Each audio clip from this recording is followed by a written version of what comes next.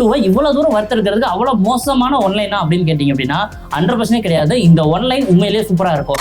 Indian 1ல வந்து பாத்தீங்க அப்படின்னா 1996ல அவர் தப்பிச்ச மாதிரி இருக்கும். அதுக்கப்புறம் 2024 வரைக்கும் ஊழல் பல மடங்கு அதிகமாயிருக்கு. இதை பார்த்த 4 இளைஞர்கள் அந்த தாத்தா வந்தா நல்லா இருக்குமே சொல்லி வர வைக்கிறாங்க. அப்படி வர தாத்தா உங்க வீட்டுல முதல்ல பிரச்சனை இருக்கு, அதை சரி செய்யுங்கிறாரு. அதோட விளைவுனால அந்த பசங்க ரொம்ப பாதிக்கப்படுறாங்க.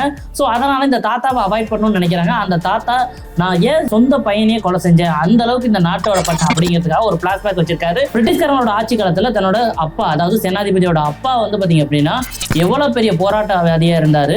அதனால தன்னோட சொந்த குடும்பமே அவரை எப்படி பழி வாங்கிச்சு அப்படிங்கிற மாதிரியான ஒரு ரிவெஞ்ச் ஸ்டோரி.